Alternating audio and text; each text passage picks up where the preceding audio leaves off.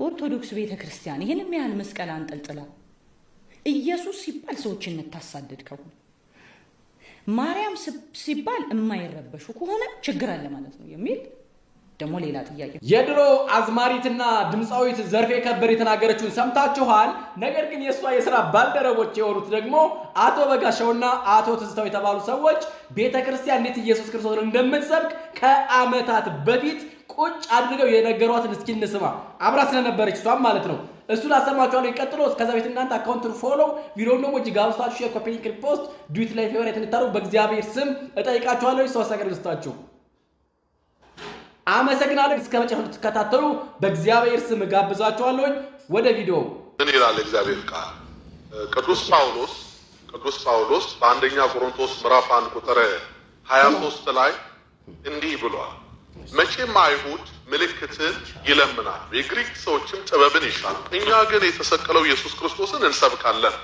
የቤተ ክርስቲያን ተልኳ ኢየሱስ ክርስቶስን እንድትሰብከው ተሰብከው። ይሄ እውነት ነው፣ ምንም ማንደራደርበት እውነት ነው። ኢየሱስ ክርስቶስ ላይ ድንጋይ እየተወረወረ ኢየሱስ ክርስቶስን ወደዛ እያገለልከው ወደ ሌላ መስመር ሰው ሊያስገባ ሲሞክር እስኪ መጽሐፍ ቅዱስ ይዳኝ።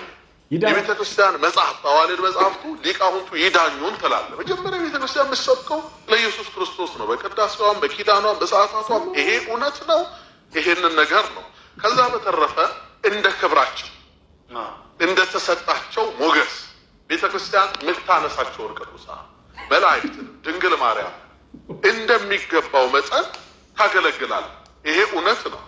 ይሄ እዚህ ላይ ተጨማሪ ለማድረግ መጋቢ አዲስ ምን አለ አሁን በቤተ ክርስቲያን ህንጻ ቤተ ክርስቲያን ሲታነጽ የዛ ህንጻ ቤተ ክርስቲያን ለምሳሌ የቅዱስ ሚካኤል ከሆነ የቅዱስ ሚካኤል ቤተ ክርስቲያን ተብሎ ነው የሚጻፈው።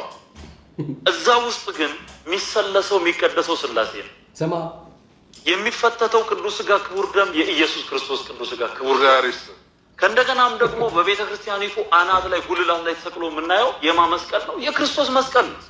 ስለዚህ ቤተ ክርስቲያን ተልእኮዋ ክርስቶስን ማስተዋወቅ ነው።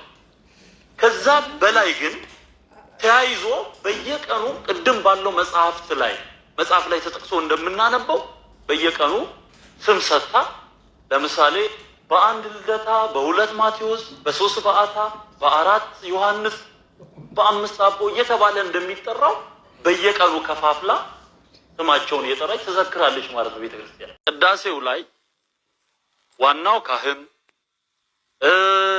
ከእንደገና ንፍቁ ካህን ስራዩ ዲያቆን ንፍቁ ዲያቆን የሚያነባቸው ነገሮች ከእንደገና የሚዜሙ ዜማዎች ምስባክ ላይ ለምሳሌ ከዳዊት መዝሙር የተመረጡትን ይሄ ይሁን ብሎ የሚደነግግ ግጻዊ የሚባል የቤተ ክርስቲያናችን መጽሐፍ አለ።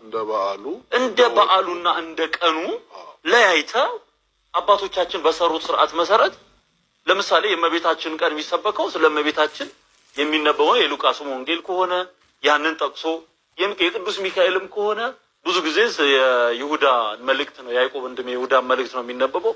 እንደዚሁም ራእይን ይጠቅሳልና እንደዚህ ባለው ሁኔታ ነው የቤተ ክርስቲያን ስርዓት የሚያዘውና ቀኑን በጠበቀ መልኩ ለምሳሌኛ በፕሮግራማችን ትዝ የሚል ከሆነ ቃና ዘገሊላ ላይ ዋናው በዓሉ የሚያመለክተው የእመቤታችንን ምልጃና የጌታችንን ተአምር ስለሆነ በስፋት ስለ ድንግል ማርያም አማላጅነት ገልጠን አስተምረናል።